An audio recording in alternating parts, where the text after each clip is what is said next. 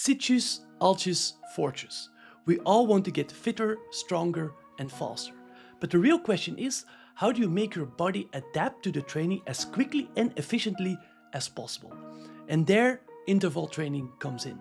Decades of sports science research has shown that if you alternate periods of really hard work with periods of rest, this allows your body to do more quality volume, more quality work in less time. So this will lead to faster gains in VO2 max, aerobic power and overall performance. But not all intervals are created equal, so to speak. There's different types of intervals hitting specific training zones, with each having their unique adaptations. And in this video, I will try to give you the ultimate guide to interval training, providing examples for each type of interval coming from more traditional sports, endurance sports, and also give you examples related to functional training. So you can train smarter and get fit faster.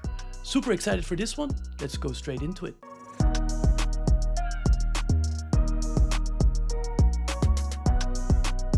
Hi everyone, welcome back to another wod-science video. I'm Gomar. I'm a senior scientist at ETH Zurich, based in Switzerland. And for the last decade or so, I studied and taught different aspects of exercise physiology, and my goal now is to bring some of that science that I learned back to you guys. So this video should be the ultimate guide to interval training. So I think it's appropriate to show you or to explain you what interval training actually is. When you look at it from a historical perspective, first you had a lot of exercise science studies that did, we call this medium intensity or even low intensity continuous training, right? Where you work or you bike or you run, whatever, at a sub-maximal intensity, usually around 65 to 70% of your VO2 max. So you can sustain this for a very long time. But then people thought, okay, let's do something else. Why wouldn't we push the intensity way higher, maybe above threshold or above even VO2 max, and then rest for a period so we can have more quality work and maybe more adaptations to the body. And exactly this is what this nice overview paper from Norwegian researchers did. They looked at the differential effect of continuous training and interval training, and here I just showed VO2 max. So it's an overview study of 425 exercise studies. So it's a very nice body of work, highly recommended to read if you want to dig deeper into interval training and the effects of interval training. And what did they find is, if you look at the effect on VO2 max, so the improvement on VO2 max in a training study, when you do sprint interval training. So what is that? That is basically you go really hard for 30 seconds or 10 to 60 seconds. Let's keep it like that. Really, really hard. And then you rest for a long time. That's what we call sprint interval training. You see that there is a massive increase, let's say, in VO2 max the first couple weeks, 2-3 weeks, when you do that type of training, and then it kind of flattens out. So you get a lot of gains, but then it flattens out. And then you have HIIT, and HIIT is basically the best of both worlds. That is, I will talk a lot about HIIT today. It's called high intensity interval training. And basically what that is, you also have high burst of energy production, but at a lower intensity than SIT. For example, around VO2 max levels or closer to lactate threshold levels. And you see nicely that there is an initial increase in VO2 max the first 2 weeks, and then it gradually goes up until 12, 13 weeks. That's the maximal amount of those training studies, the maximal amount of weeks. And then you have this ET, which is endurance training, and that would be more of a gradual increase and a more, let's say, longitudinal effect on the capillarization or the amount of blood that can be distributed towards the muscle. So that's quite interesting to see that you can get actually really nice effects of different types of training on VO2 max. And VO2 max, as we know, is a very good readout of cardiovascular capacity, of overall aerobic power, like how much energy can be produced by the aerobic system, by the system that uses oxygen of the body. So when we want to talk about the different or the nuances in interval training, because that's important, we want to know more than just this sit or HIIT, we want to know exactly what happens in this video.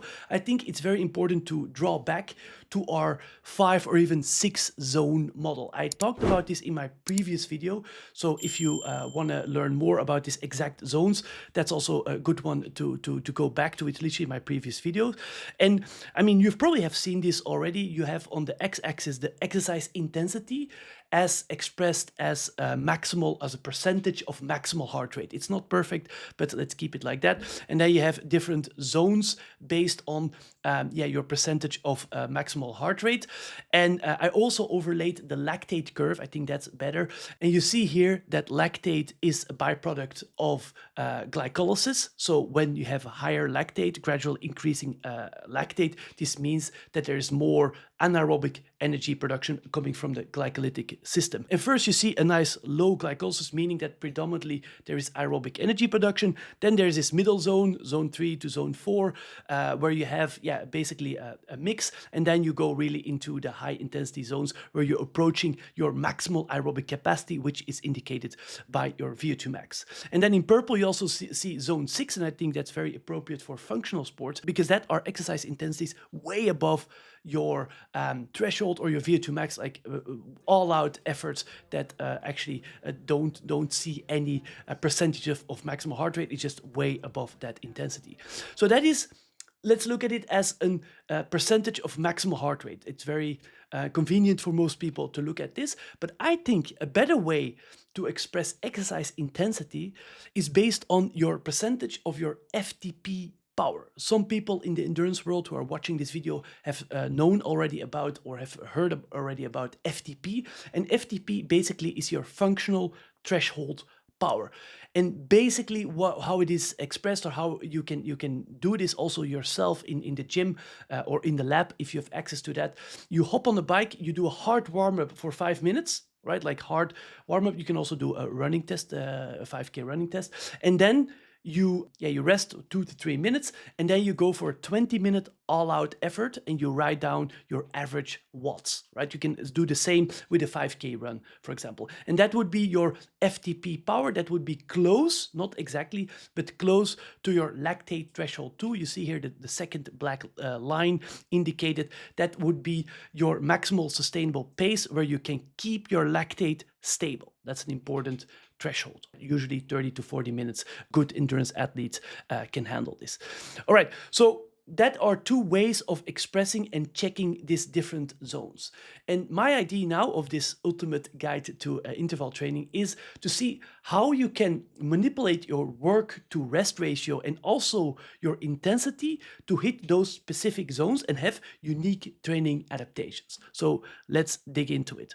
First of all, we call this zone 2 training. You for sure have heard about this. That is your aerobic energy production, basically, right? You want to hit as much as possible your aerobic energy production, also having maximal fat oxidation. So this will all be at the left side of this 5 or 6 zone curve. And how do you do that? I always made a little table indicating which zone we're hitting, the work time you're actually working in that specific zone or using that interval, then the work to rest ratio, very, very important, and then the desired adaptation that you can also read. In this case, we are looking at hitting the aerobic base, the zone 2. We are going to do 40 to 90 minutes of continuous or basically continuous work, right? Your endurance training adaptations. And I call it work to rest ratio. You can do 20 to 1 or just continuous, basically. You can do 20 minutes on, 1 minute off to have a little break from the saddle, for example. But the goal is to really do continuous work. And why is this interesting? Because it expands mitochondrial density. So you will build also in other ways, but that is a good way to build mitochondria, right? Because you can do a lot of training volume, important point here. Improves obviously your fat oxidation, because at these intensities, it is predominantly, or at least to a large extent, energy is going to be converted from fats to ATP to mechanical energy, right? So you can use fats at these intensities to propel the muscles and to actually move yourself forward. And then also increases capillary density, again, because there's a lot of volume. You can do a lot of training like this. You will add more and more capillaries, like little blood vessels around the muscles, and that can deliver more oxygen. That's exactly what you want for an oxidative training. And it enhances also obviously aerobic efficiency, because you can improve some of the enzymes that are related to the Krebs cycle and so on in the mitochondria. So that's one way of seeing it. That's your typical zone 2 training, how you can, for example, hit that. I always provide you two different types of training. One would be, as I said in the intro, for endurance sports, biking, running, ski erg, like all the erg work, basically, right? That's on the left side, the blue box. And then on the red box, every time it is the functional fitness workout. So I think it's very straightforward. For endurance training, you're going to do something that is continuous on the ergs. You can do 60 minutes of run, that's one, but you can also make it a little bit more fun. For example, 4 rounds of 6 minutes of ski, 6 minutes of row, and 6 minutes of bike. Importantly, we want to hit 75% of FTP power, or RPE, rating of perceived exertion, how hard it actually feels the whole session, of 3 to maybe 4. So very low intensity, all right? Way lower than probably you're used to in your CrossFit gym, hyrox gym, or in your functional fitness facility. And then functional fitness, I think I always try to think about, okay, how can we use functional movements to also hit the right training zones? And then we're talking, for example, you hop on an air bike, and the goal is at RPE 3, so low intensity, to accumulate 280, 210 cals. So that's your end goal. And every 2 minutes, when the clock hits 2, 4, 6, 8, and so on, you do 6 alternating dumbbell clean and jerks, right? Lightweight, important, not heavy, lightweight, 10, 15 kilograms, and you do 4 easy burpees, again at RP3. So you keep moving, also using some functional fitness movements, and you hit that zone 2 training sessions. For example, in our training plans for functional fitness as well as for hyrox, we always incorporate such training zones or such training to also give the body a little bit of rest, some active recovery, and a lot of people like this when you do a lot of high intensity work. If you're interested in looking at our training plans and how we structurally build the training load, progressive overload, for you to get fitter along the way, and also, by the way, support the page, just scan the QR code that is popping up right now. It's also added in the first link in the description. Just have a look. We have 7-day trials, and I think it really will help you to get structure in your training, which I think is super important. Good, that was our zone 2 pure endurance capacity. I think I didn't tell you that much new here. So let's go a little bit deeper and let's look at different training zones. And the second one that is, I think, very important is going to be your threshold training, right? We have also heard about this, I think, and that is basically this zone 4, close to the zone 4 around your lactate threshold 2. And usually that is around 100% of FTP power, and your total work time will be 30 to 50 minutes. And that I mean the actual working time, not the rest time of your intervals. And how you're going to hit those intervals, I think that's important.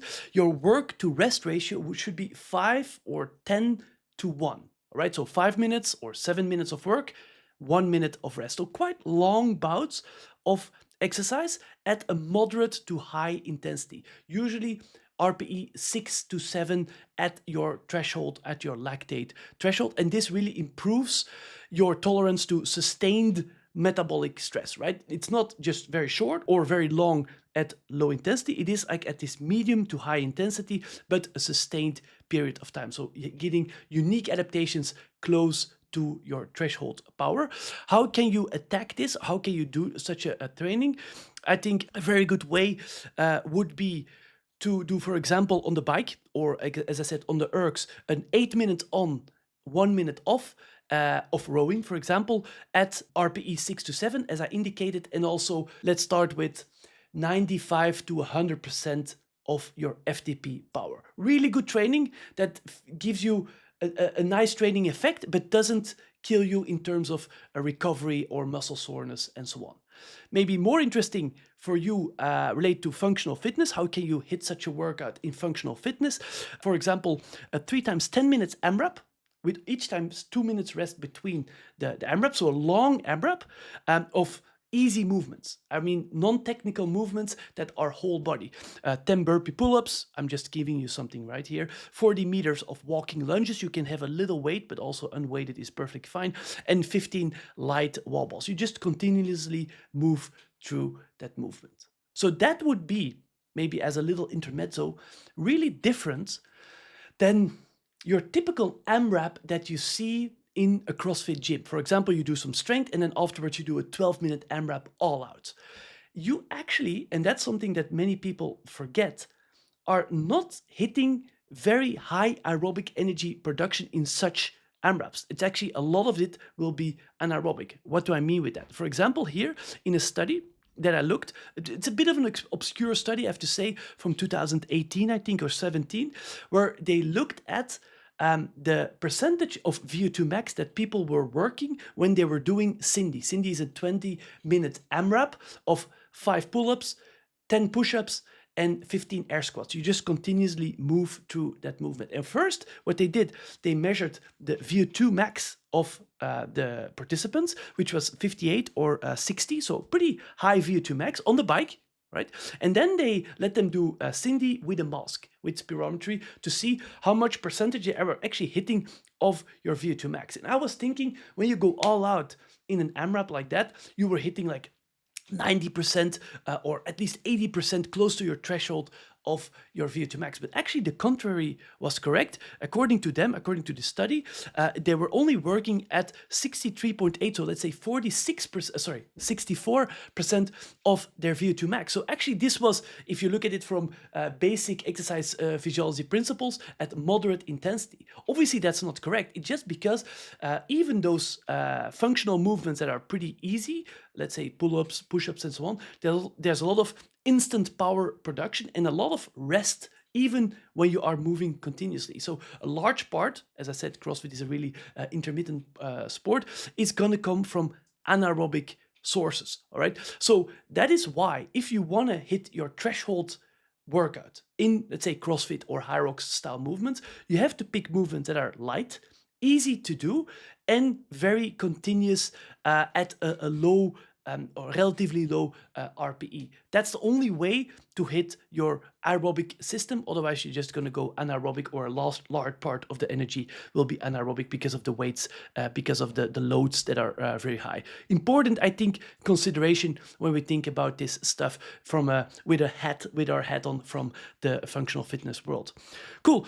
Let's look at the second to last, I would say, zone that you can hit, in my opinion, that would be good, and that would be your VO2 max, your maximal aerobic energy production, maximal aerobic capacity, and that will be at the end zone, like really at the end of a maximal exercise test to exhaustion, so the end wattages, and this will be zone 5, or the really the beginning maybe of zone 6, close to 110 to 120, 30 even for well-trained people of their FTP power. And how do you hit that? Again, our scheme that we always use, our table that we always use, your work time will be shorter, will be 15 to 25 minutes, but that's also for well-trained people. So less trained people, 15 minutes, well-trained people can hit 25 minutes of work, quality work.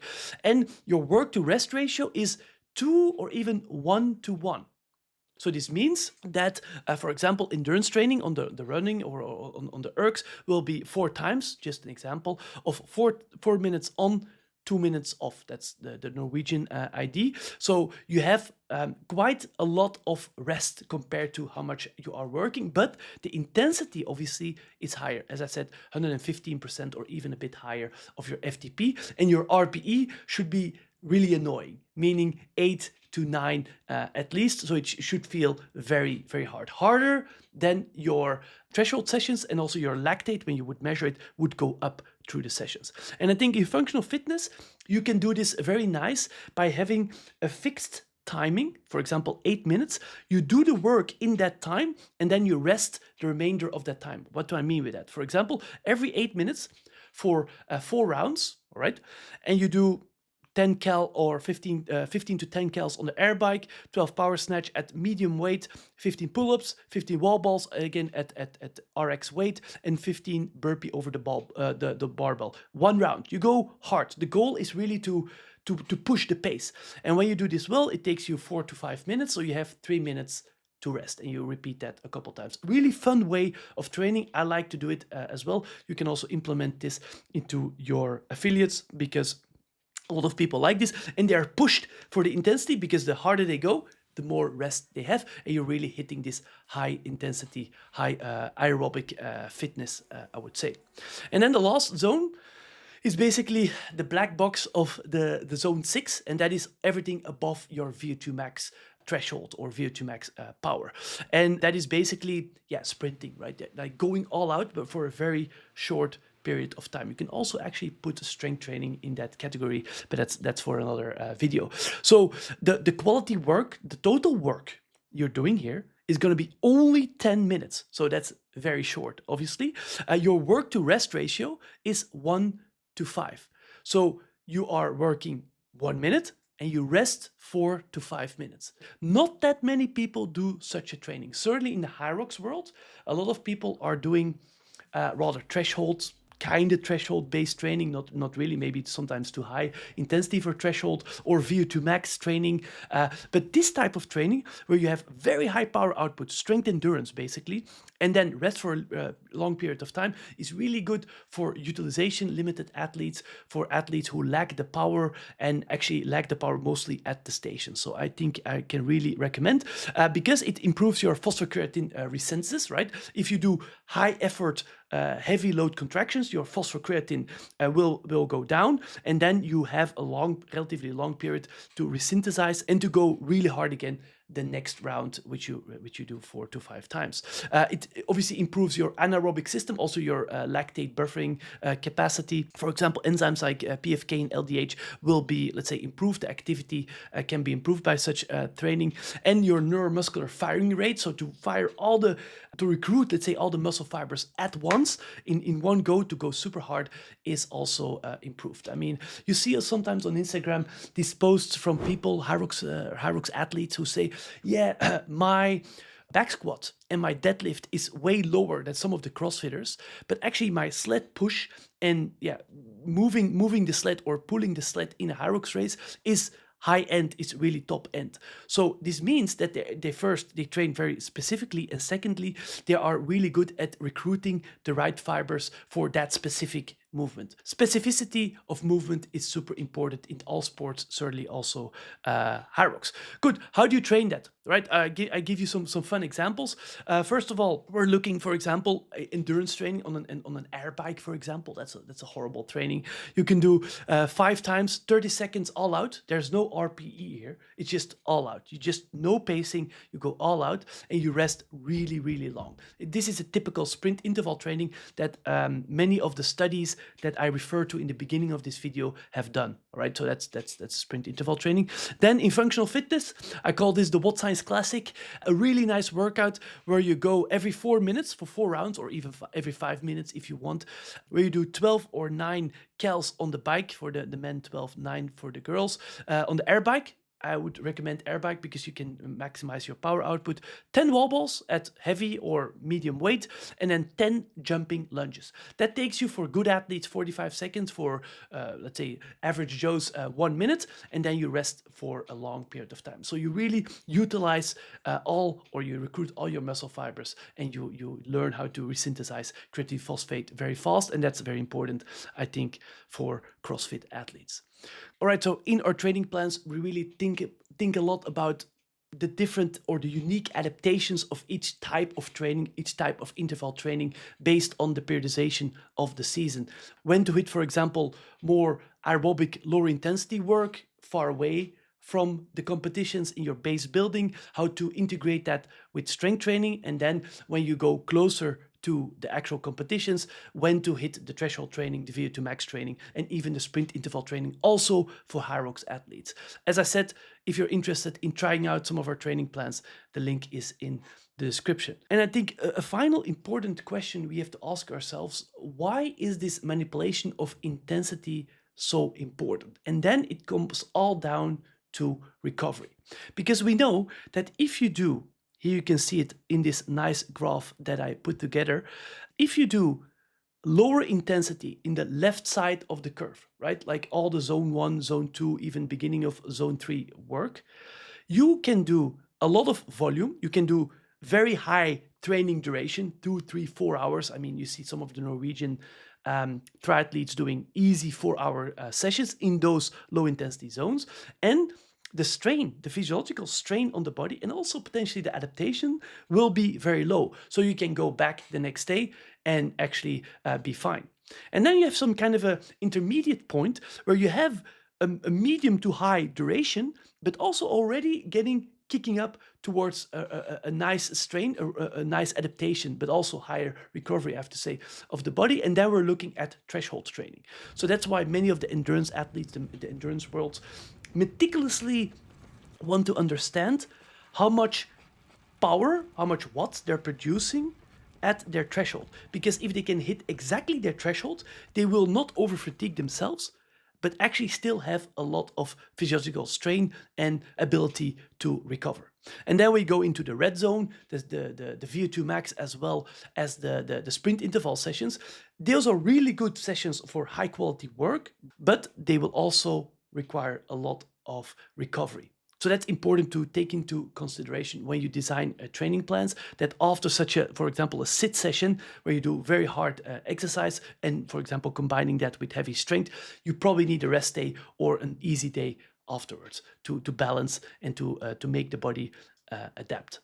All right, then as a summary, I just put up this graph. You can hang it up above your bed to understand the ultimate guide to interval training, where each zone is indicated, and then also how long the duration of the quality of work should be. For example, zone 2 should be 40 to 90 minutes of work, and then also the work to rest ratio in each zone. I think this could help you really well to design workouts yourself, not only using the ergs. Maybe that's one of the things you can take away from this video, not only using the ergs to do these things, but also be inventive and use some of the functional workouts to hit those training zones. Not always doing hard 4-time workouts or AMRAPs like in the CrossFit methodology, but maybe think about it, okay, how can I adjust my training and my intensity to hit interval training based on these zones to have maximal adaptations and also manage, let's say, my recovery. Cool, that was it from my part today. If you get some value out of this video, please don't hesitate to subscribe to the channel. We're almost at 20,000 followers, which is absolutely awesome. And also like the video, it really helps me, the algorithm, the YouTube gods love the fact that people like videos, so that would be highly appreciated.